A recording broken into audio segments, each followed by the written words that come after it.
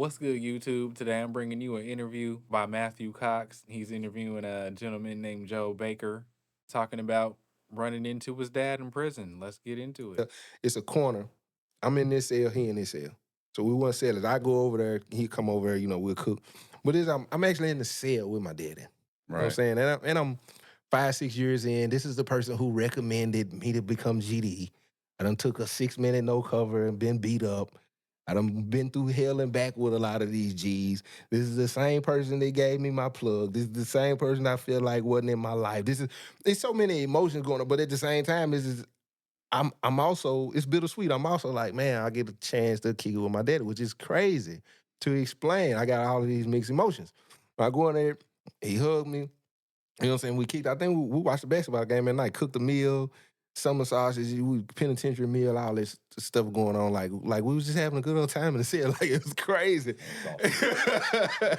And I remember, man, one of my first epiphany moments was, well, after I'm here like 2 months and I started working in the wood plant and they pay you minimum wage. And you make the money, you making too much money, you have to pay rent in the penitentiary. All right. Yeah. So after about 2 months, this Indian girl started working at the prison. And before they put her in a permanent unit, she was working on the yard where you have to go through the gate to go to work or wherever you're going. So one more, they getting ready to make the call out, and you could tell it's a new officer woman here because everybody's outside waiting for the call out versus being in. And I remember my daddy saying, what's going on out there? And it was a guy named Hot Rod. He might have had 3 life sentences. Hot Rod had a whole lot of time. And but he come to the cell. He was like, "Little Joe, come outside with me." And he was like, "Nah, don't take my son out there." He was like, "What's going on?" I like, "Nah, don't be trying to be a daddy. Now you ain't never trying to be. Don't tell me I can't go outside. What are you talking about?" So Hot Rod was like, he was like, "Man, the new girl out there." He was like, "Man, I want you to see her." I'm like, "Bet." So I put my shoes on, my penitentiary fresh. I go out there, and everybody trying to get her attention. And in my head, I'm thinking, don't do that. You got to do something different from it. So I kind of stand back in the crowd and I see her. By the time I catch eye contact, I walk off like I ain't paying no attention.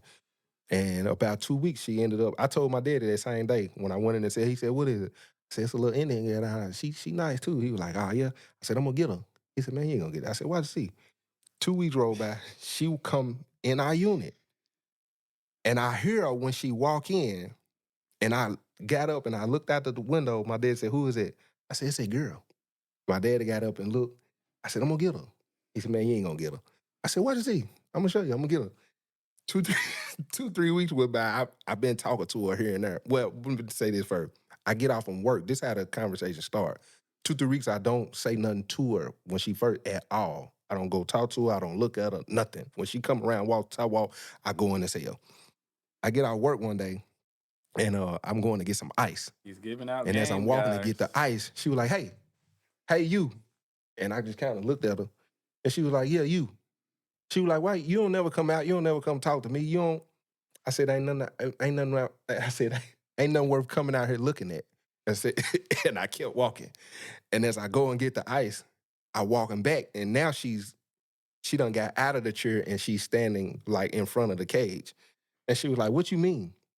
I said, "Man, ain't nothing out here worth looking at." And I kept walking. I go in, I take the ice, and then I come out and I stand on the top walk. And she looking at the paperwork. I'm guessing she trying to either see my name or see who I'm in cell with. And she kept looking up at me. She was like, and I come down and she was like, who's your cellie?" And I was like, she was like, "Y'all got the same name." I was like, "That's my daddy." And she was like, "Really? How?" She in her eyes, at this point, I'm a, We got him. you don't become very manipulative We on got top him. of already learning how to be manipulative. The look in her eye was, she was intrigued. It was something different other than, and it was, you in the cell with your daddy. So she started asking questions. So then we started talking 2, 3 weeks. He's I in go to there. the shower, she come and stand by the shower, watching me, looking me up and down, all this old type of stuff. I would put the muslin oil on, smelling good. She asked me where I get the muslin oil. I'm cooking stuff. She asked me about the meals. I'm explaining stuff. Like you could tell she intrigued about all of this stuff. Then she started asking about my daddy. She's like, your dad never speaks to me. Like he'll look and I was like, yeah, he's convict. Dad had been locked up 30 some years. 30 years? Like how she was asking me how old I was. How old was you? And she was just, and so one day I walked up to her. My daddy don't know this. We got a cell phone, but we don't keep it in the cell. We never keep it in the cell. I write the number down and I go downstairs and I tell her, I say, look, what I'm about to say, you should let it go in one ear and out the other if you don't like what I say. She was like, okay, what is it? I said, what if it was a way we can talk outside of here? She was like, what you mean? I said, you know exactly what I mean. I said, remember what I said at first. I said, if you catch what I'm saying and you don't like it, let's just act like we never had this conversation. She was like, and she was just kind of looking like she wanted to answer, but she wasn't sure if I was trying to set her up. I said, don't say nothing. I said, in the staff bathroom, because that's where our toilet paper was at, we can go in there and get toilet paper. I said, I went in there to get toilet paper. I said, I taped a piece of paper under the sink in the staff bathroom. I said, I'm gonna walk off. I said, I ain't gonna talk to you the rest of the day. I said, you go in there, you get that piece of tape. I said, you can hit me blocked. And she was like, and I walked off. So I go in the cell. I said, hey, Dad, I said, We I got got to him. call. I said I had to call my daughter, his granddaughter. I said, I got to call Samara tonight. I got to kiss her. I said, so I'm going to keep the phone in the cell. He said, and if they come in here and get your phone, you know you're going to take their charge. I said, you got 2 life sentences. I ain't taking no charges. You taking all the charges.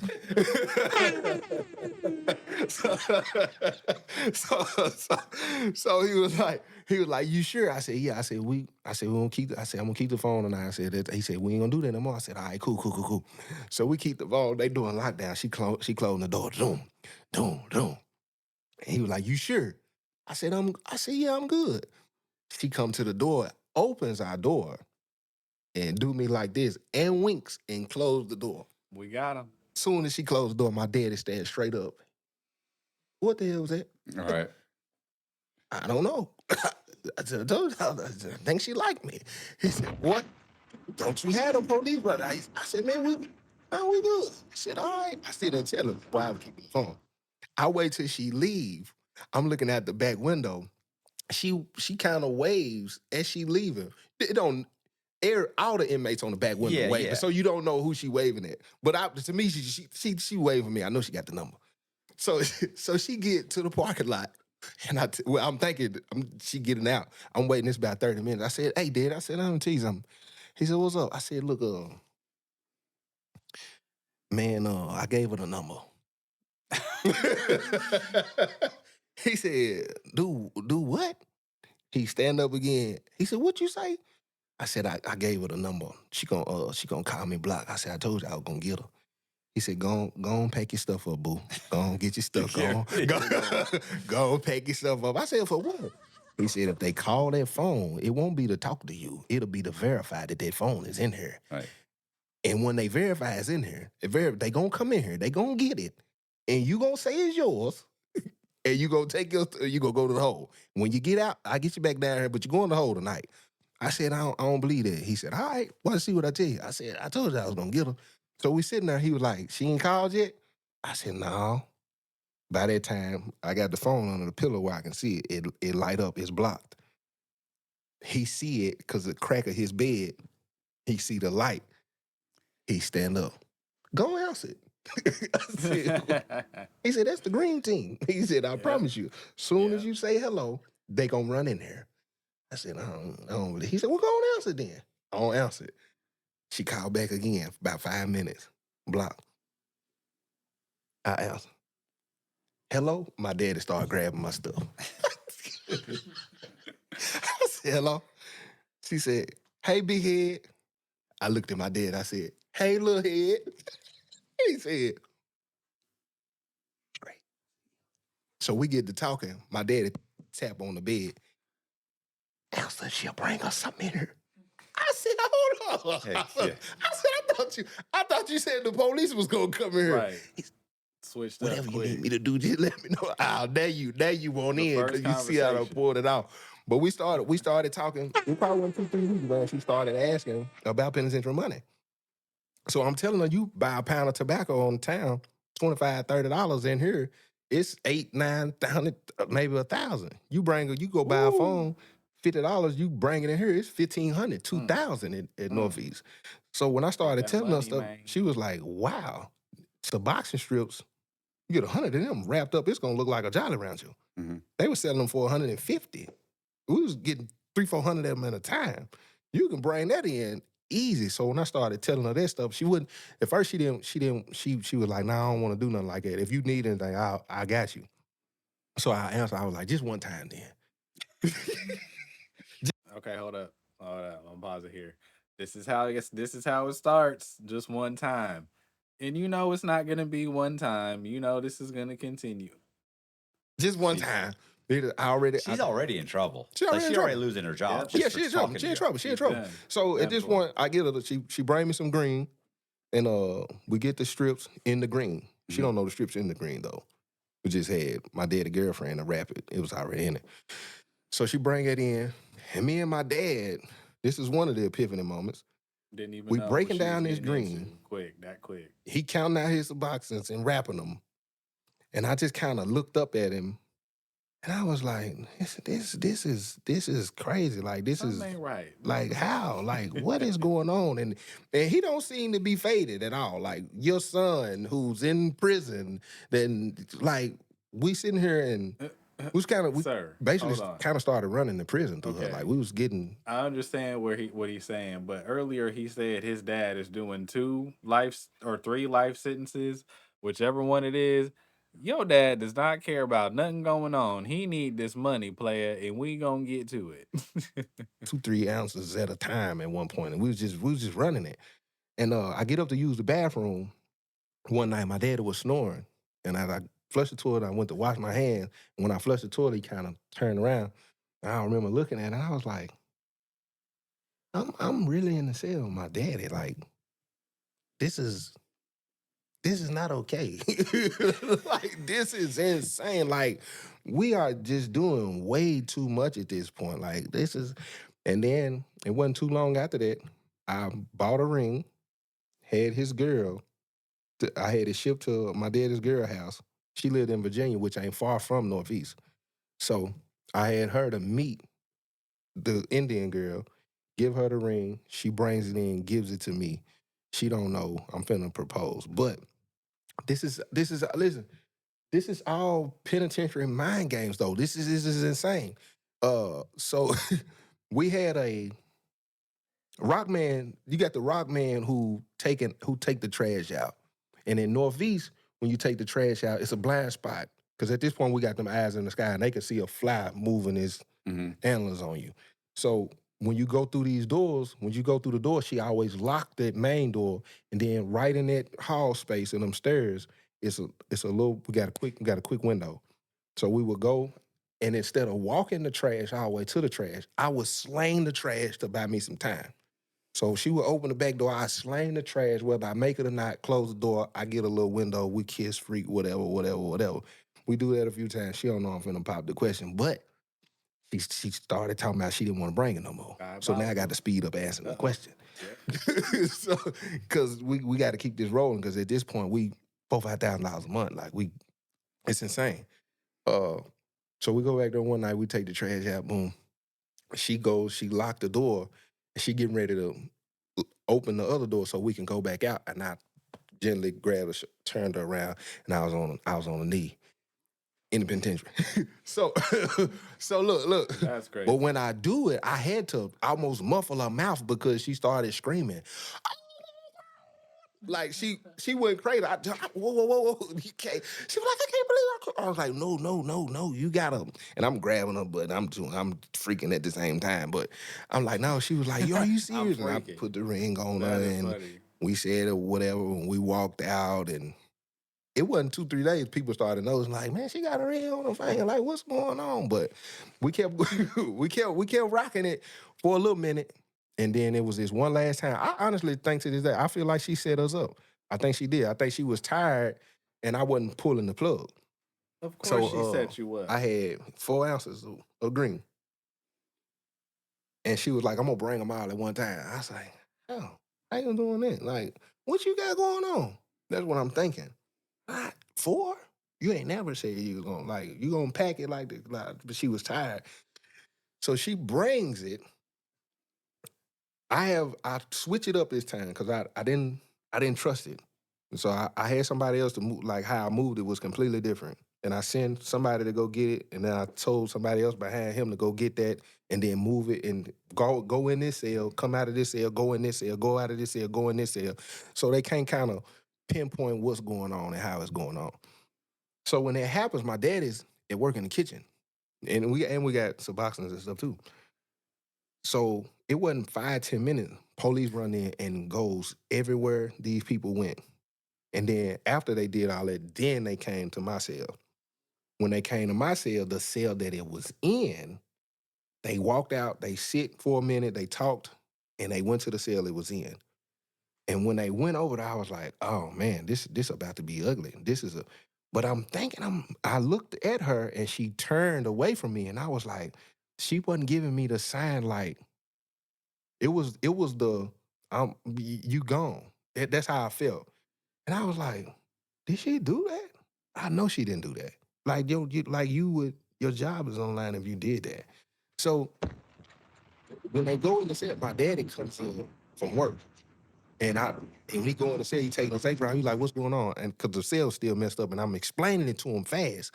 And I was like, they in tiny cell. It's in tiny cell right now. He was like, everything? I said, everything is in there. He was like, what? I said, look, I said, whatever you got left, I said, I'm about to offer some of them Suboxones to somebody to start a fight in the pod right now. He said, do whatever you got to do. I said, all right. I walked out of the cell, called somebody I knew. I said, go down there and you tell him, I said, to pop a fight off with anybody in the pod right now. I'm going to give him 5 Suboxones. He went down there. He told him. Next thing you know, boom, he hit. Fight breaks out. She starts yelling. Police comes out of the cell where everything is at, close the door and locks it. They got to stop this fight. They run down, take both of them, take them to the hole. When they do that, I look at her, give her the nod. Tiny then say, I need to get in my cell. She yelled at them and say, is the search done? I don't know if they responded or not. She said they said yeah. I don't know because they ended up coming back. She ran upstairs, unlocked the door, boom, they went, we moved it We got everywhere. him. We ended up cool. We got him. After that happened, they ended up putting my dad on pending investigation.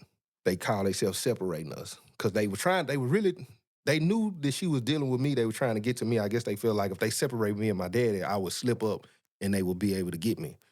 So they end up putting my daddy in the hole, pending investigation. They come to the cell. They done moved her to a different unit. They come to the cell. Who is 142631? My daddy. He was like, that's me. What's going on? You going on PI. Pack your stuff. They packed the stuff. I'm thinking he was like, most they can do 7 to 10 days after that. I file a grievance, whatever. They got to figure if they ain't gonna charge me with nothing. I said, all right, cool. So he go to pending investigation. He ain't back there 5 days. They sent him to a whole nother prison. Shipped him. Damn. They don't tell me till the day after. Of course not. They're like, yeah, your daddy. And I'm like, they crushed me. We at this point, we've probably been in the cell maybe 3, 4, 5 months.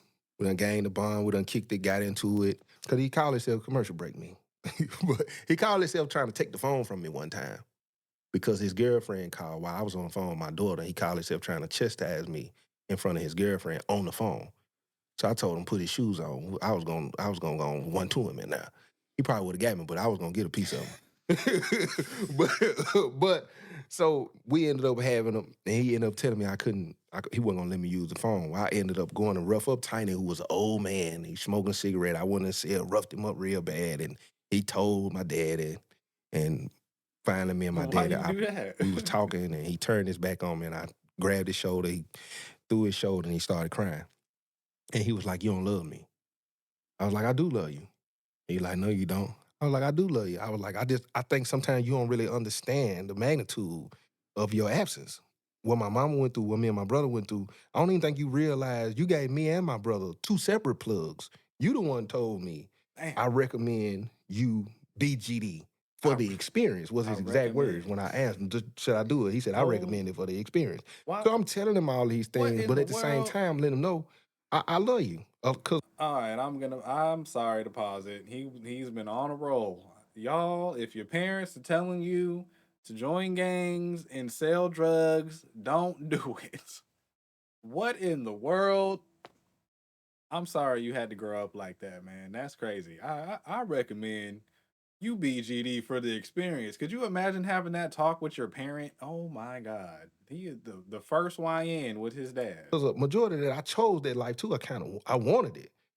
So we kind of both broke down, and he said some things that I ain't never heard him say. I said, I got out, and ever since then, we like this, like that's my guy. And but they end up shipping him, and man, it didn't sink in until probably like 2 or 3 days after he was gone. Because I'm thinking, dang. And I remember waking up one morning and I just broke down crying. And I was like, man, they took my dad. And like he gone. Like that's crazy. And I know he ain't coming back. And I know it's no chance that we probably end up he gonna be able to get me moved to the prison again. I'm pretty sure it's in black and white now. They moved you the first time because of tobacco. Now they moving you this time. They moved you from Morgan County to Turner Center for you got the same thing track record every time you got moved. So this time, 9 times out of 10, no, it's just not gonna happen. All right, guys. I'm gonna wrap it up right there. This is a 4-hour interview. And I just thought that this part of the story was very intriguing. Talking about his dad and how he met up with the CEO that everybody was trying to pull, but he got her. If you guys are interested, I'll cover more of this. I will actually tag the episode in the description if you want to watch it yourself. But if you want me to post another part, let me know in the comments. I've been Jay Stat. That ain't this. Peace.